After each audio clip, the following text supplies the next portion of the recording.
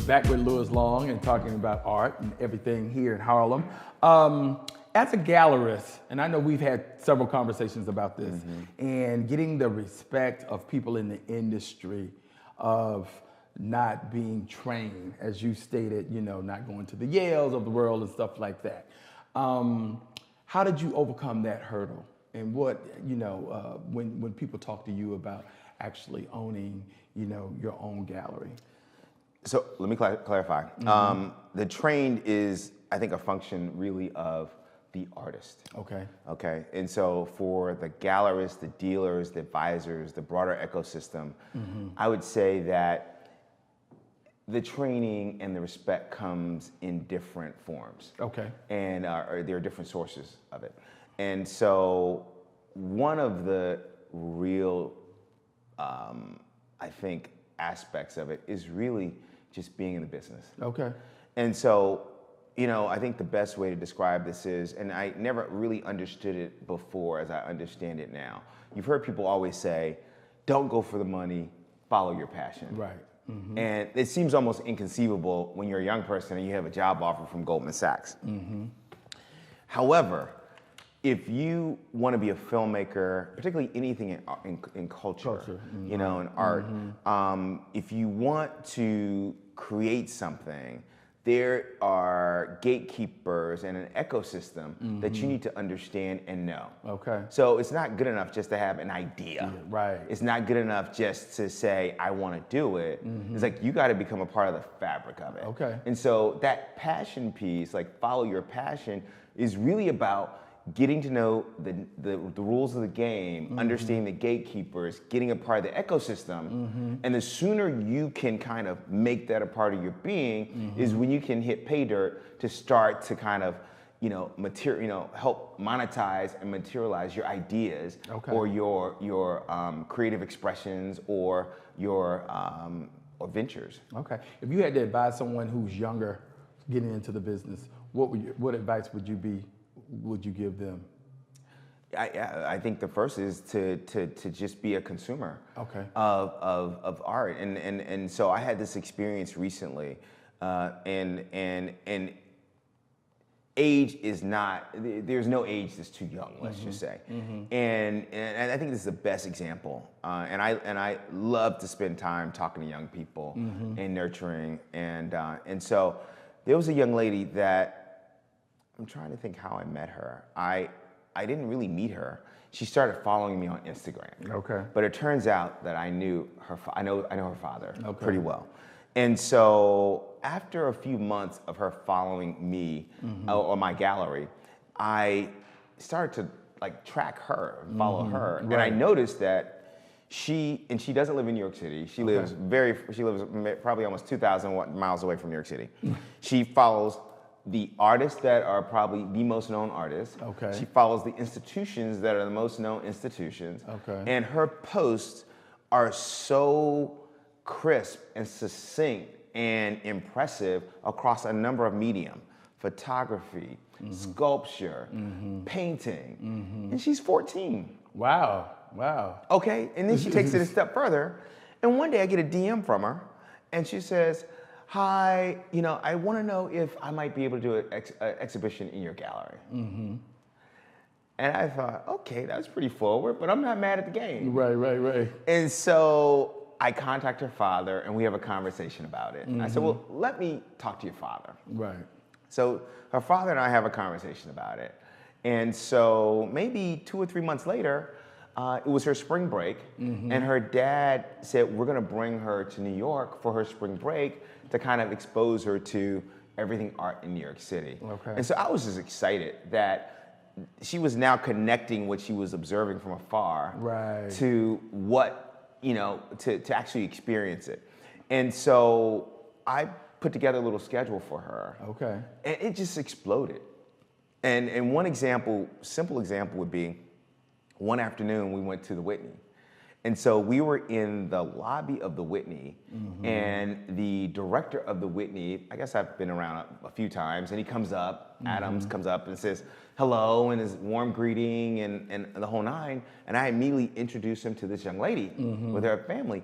And He immediately kind of like gravitates to her. She gives him a business card. Right. With one of her paintings on one side and all of her contact information. He reads it. He says, "Oh, are you familiar with this institution in your town? You know, I have some really good connects. If I can have this, I'm gonna put you in contact. They have a young artist program at this institution, and I'd love for you to be a part of that. Wow, if I can wow. help make that connection happen." Wow. And that was her first couple hours of being in New York City. Wow, amazing. And there were things like that that unfolded Yeah. over the course of 5 days. Wow. And so, again, it's back to she's decided a course and started to understand the ecosystem, the players, and the organizations, was able to connect to it by just a simple visit and a assertion that I want to do this. And now she is a standard ahead Right. of not just people her age, but probably some people 10 to 15 years her senior. True. Wow, good story, amazing story. Well, I look at art almost like food. And when I say that, the connection is the palate that one has for art, certain art, and certain food. How do you expand the palate of a person who's new to art? And where do you think, from an educational standpoint, how do you get them to move from basically, as we know a lot of people, buy prints, and then to move them into the different worlds of, like you said, sculpture, photography, textiles, all of that stuff. How do you educate a buyer or a customer to move them down the road? To really. You know what? I don't really take that as my mission. Okay. I don't really seek to do that. Okay. Let me, and I'll explain why. I think that there are some people who are fine with going to Home Goods, and they will tell you all day long about what they bought at Home Goods, and will show me on their Instagram. That's not my customer. Right. And they're not really interested in fine art. Okay. Okay, and so I appreciate that they have decorated their walls, but that's not, and so, and what I will say is that is an extreme example, but most other people who say they want to do something with art, the next level would be someone who is strictly representational. Okay. And that means they want the image that they've seen on Good Times or something they saw on the Cosby Show back in the day. And that's fine. Right. Okay. But again, when you think about their interest versus the dollar required to actually have that, they have no idea. Right. And they would be happy with a poster. Okay. In most cases. And that's not all. And so the folks that I think are ripe for a good conversation are folks that are saying, I'm open. I don't know much about art. I don't have a lot of money, but I really value the process and I value work and I want to learn. And the folks that want to learn then can understand the difference between one, representational versus figurative versus still life versus landscape. Everyone has a preference, or maybe they don't, but they have a certain style of execution. Okay. That's one. And then there are different mediums. And so there could be everything from painting with oil to acrylic to collage to sculptural with found objects. And so that's probably a higher order. And so I think it starts with just a interest to say, I'm not looking for a particular thing, but I'm open to learn. Okay. So if they're open to learn, then that conversation, moving between mediums and types is not an issue. But if they're not, and they're just like excited about their Home Goods poster, that's not worthy of, what they say, cast your pearls before swine. Right. Don't bother. You do. Okay. But don't you think that you do some of that by the artists that you choose for your gallery, as far as giving them new, because you've had different artists. A range. Yeah. Well, and from that standpoint, we will always kind of press the envelope forward to expand the mindset. And so, at least from an exposure standpoint, it is my job to provide that level of exposure. Okay. But there is a difference between the casual observer Okay. and the really interested, kind of engaged kind of viewer. Okay. And I think that my tendency is to be more in conversation with the viewer that is more engaged. Okay. How do you cultivate your, I guess, your mailing list or getting people the word out about you? What are you doing? Are you on social media, Yes. websites, all of that type of stuff? So we have a number of different things that we do, but there are a number of platforms that are out there now that actually allow you to have a virtual exhibition. Okay. So we're on some of those platforms. Okay. We have a third-party provider that is a kind of CRM solution, Okay. customer relationship management, which allows us to have good dialogue with our collectors as well as viewers or attendees at the gallery. We also, and it's a way to manage our database. Right. We obviously have a website, and then social media. And so Facebook and Instagram are very, very important. Right. And there are a number of inquiries that come in just based on postings or people that just come to the events and openings. Okay. Do you do any collaborations with the museums in Harlem, like the Studio Museum? Do you have any partnerships, any allowances, any of that going on? Not that's public or overt. Okay. A public institution versus a private gallery, that's kind of a fine line of sorts. Okay. However, we have placed works with the Studio Museum, Okay. which is a very important part of kind of the ecosystem and helping building reputation for an artist.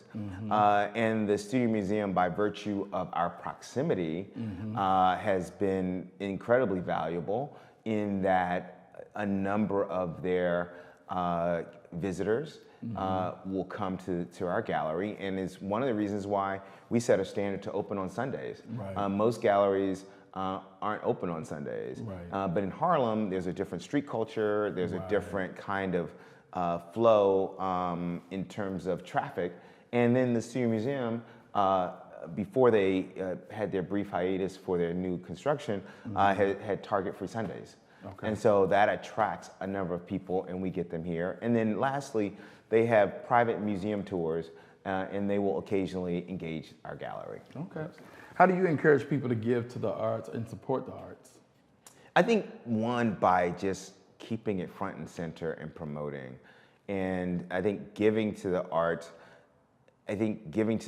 buying art is a way of giving to the art, first of all. And it's probably one of the most important ways, and that is supporting artists. Because artists are self-employed in most cases, Right. Professional artists, and they're sole proprietors. And so the extent to which that we can help them monetize their work, we are encouraging people to support their art or support their work. Okay. One of the other things that we do is oftentimes work that's not even presented in a gallery per se, on occasion we are able to place those works as well. Okay. And so from an advisory standpoint, many people kind of see the physical manifestation of this space as a gallery, but perhaps one of the more important functions that we provide is that is that of an advisor. Okay. And so you, Charlie, you decide you want to start collecting. You give us a sense of what you're looking to spend, what your tastes are. We will work you through that kind of spectrum of different types of works, different types of mediums, to understand what you really have a preference for. Okay. And then we start to send you images for that. Okay. And then you can make selections, and we can help you build your collection. Right. And that we're supporting artists. Okay. And that's without the packaging of a presentation of an exhibition. Right. Okay. What's on tap for you next? So most immediately, we are spending a lot of time on advisory. Okay. So that's why I kind of trans into that or go over to that. And so we will have a number of private exhibitions, Okay. That are devoted to our patrons, and exposing them to new artists that we perceive to have a lot of runway. Okay. That would be great for them to have in their collection. And so will be by appointment. Okay. It will be a bespoke experience. And we're excited about the response. And that really is really just addressing the opportunity to kind of hone in on the engaged viewer that is really serious about learning and collecting. Well, being that you're in the space, who's hot now? What's trending now? Who's some of the hardest artists that's coming up? Hottest artist? I mean, well, I think they're some of the key people.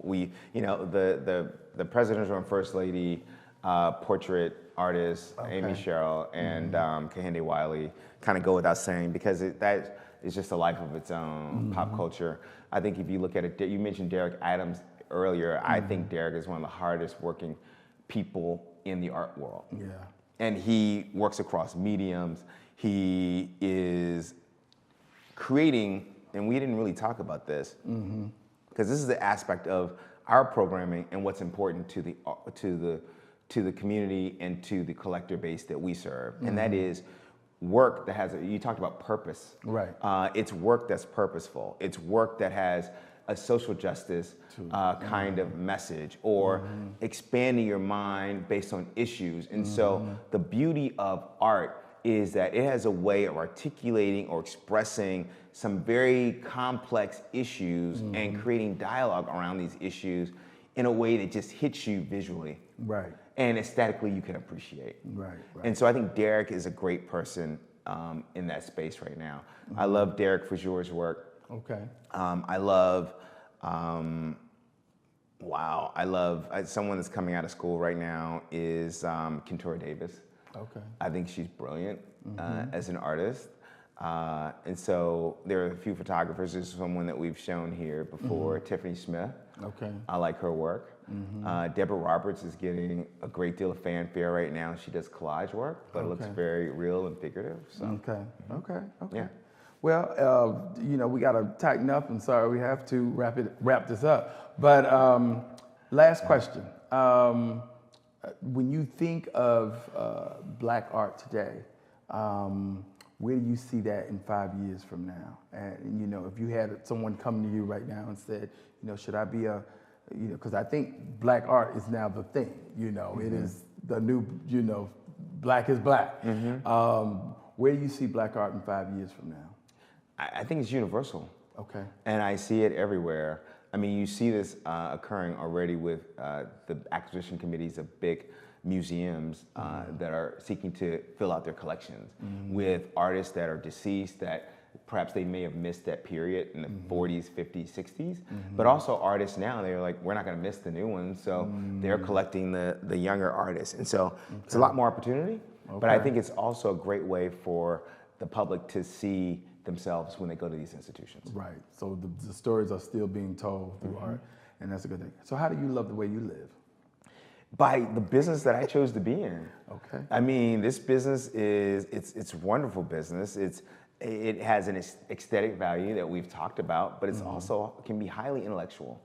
And so for a person that's curious, intellectually curious, and likes to read and understand history, works that are probably standout works are ones that kind of draw on that. Right. And then it's a business that's a lifestyle business where I went to Abu Dhabi and went to the Louvre in Abu Dhabi. And so there are art fairs around the world. Right. And so there are some of perhaps the best parties in the most amazing venues out there. So I can love the way I live with a calendar of activities that extend far beyond my capacity in any given week. Right. All right. I want to thank Louis Long for being our guest today here at the Long Gallery in Harlem. And until next time, you will be able to pick up all of Louis's social media channels on my website at lovethewayyouliveny.com. Make sure that you continue to celebrate life and love the way you live. I'm Charlie Lewis. Oscar out. Peace.